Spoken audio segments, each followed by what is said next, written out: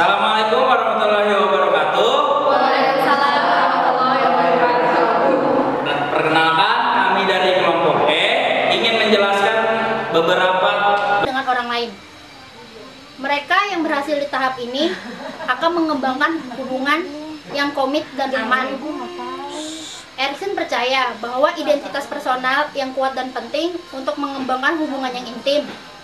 Penelitian telah menunjukkan bahwa mereka yang memiliki sedikit kepekaan diri cenderung memiliki kekurangan komitmen dalam menjalin suatu hubungan dan lebih sering secara terisolasi secara emosional, kesendirian, dan depresi. Tahap 7 generatif versus next-gen. 1. Terjadi selama masa pertengahan dewasa 40-an sampai dengan 50 tahun. 2. Selama masa ini mereka melanjutkan membangun hidupnya berfokus terhadap karir dan keluarga.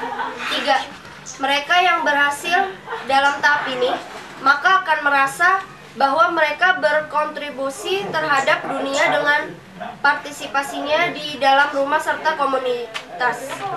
4. Mereka yang gagal melalui tahap ini akan merasa tidak produktif dan tidak terlibat di dunia ini. Tahap 8, integrity versus despair atau integritas versus putus asa. Terjadi selama masa akhir dewasa atau 60 tahun. Selama fase ini cenderung melakukan cerminan diri terhadap masa lalu. Mereka yang tidak berhasil pada fase ini akan merasa bahwa hidupnya percuma dan mengalami banyak penyesalan.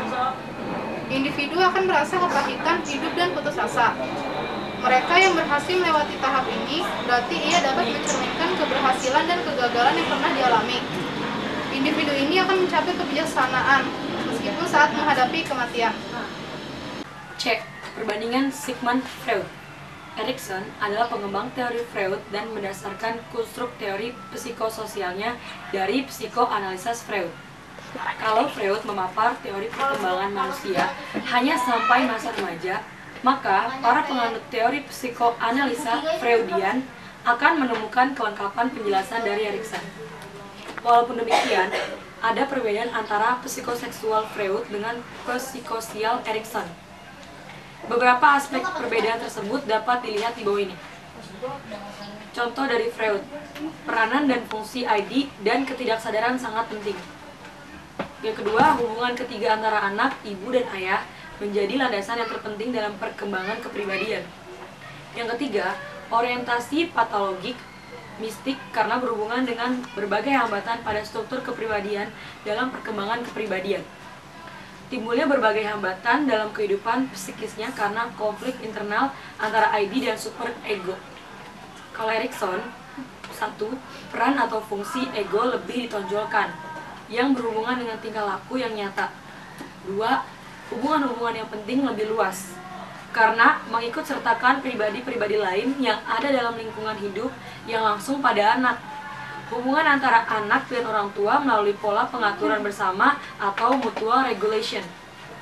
3. Orientasinya optimistik karena kondisi-kondisi dari pengaruh lingkungan sosial yang ikut mempengaruhi perkembangan kepribadian anak bisa diatur. 4. Konflik timbul antara ego dan lingkungan sosial yang disebut konflik sosial.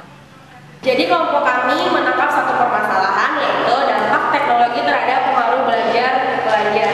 Jadi maksudnya dampak teknologi itu kayak yang internet, gadget kayak itu yang bisa mempengaruhi kualitas dan kuantitas pelajar dalam belajar. Jadi kita punya kiat-kiatnya nih biar anak-anak zaman sekarang itu bisa semangat belajar lagi. Yang pertama, selalu review catatan Anda sebelum mulai mengerjakan tugas. Jadi itu sebelum kita belajar buka buku, kita lihat review catatan-catatan kita yang sebelumnya biar otak kita bisa langsung menerima kembali dengan baik. Selanjutnya poin kedua akan dibacakan oleh teman saya. Saya tidak bagus, saya akan menjelaskan poin berikutnya yaitu manfaatkan belajar kelompok dengan efektif. Dengan belajar kelompok kita bisa bertukar pikiran dengan teman kita yang ilmunya lebih tinggi dari kita. Jadi kita kalau memilih teman-teman kelompok jangan yang karena rumahnya dekat doang atau yang karena tetap sering main, tapi harus yang benar-benar punya ilmu yang lebih tinggi dari kita, jadi kita bisa bertukar pikiran saat belajar kelompok. Poin berikutnya akan dijelaskan oleh Citra Februari ini.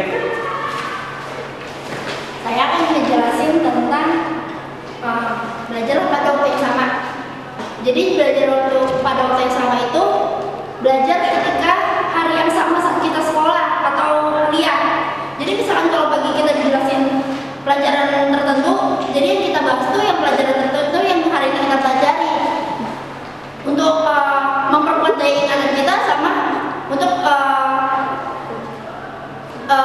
mengingat poin-poin yang dari hal yang terpenting sampai yang tidak terpenting. Nah, selanjutnya kiat-kiatnya akan dibacakan oleh teman saya yaitu Fauzi.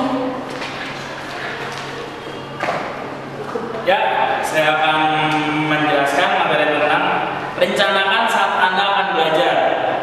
Maksudnya, rencanakan pada saat belajar itu kita harus terencana. Kita mau belajar apa gitu kan? Jangan sampai pada saat kita belajar kita bingung. Ini kita belajar apa yang harus tujuan kita belajar ini apa? Itu jangan sampai kayak gitu. Makanya untuk menghindari itu, kita tuh harus merencanakan. Misalnya kita belajar psikologi umum 1. Nah, itu tujuan kita itu apa belajar itu, ya kan? Dan selanjutnya sih akan dijelaskan oleh teman saya. Saya akan menjelaskan, pastikan Anda tidak ada gangguan belajar dalam saat proses belajar itu, karena itu menurut saya itu sangat penting. Contohnya misalnya kalau misalnya kita lagi belajar di rumah nih, kalau misalnya lagi banyak saudara gitu, lagi banyak anak kecil, ponakan gitu kan, berisik gitu ya. Kalau saya pribadi sih saya lebih fokus kalau dalam suasana belajar yang sepi gitu. Jadi kalau misalnya lagi ramai gitu, mendingan belajarnya nunggu sampai pada sepi gitu. Kalau saya sih pribadi seperti itu. Ya, demikian presentasi dari kelompok kami. Mohon maaf bila ada salah-salah kata. Bila itu wal hidayah.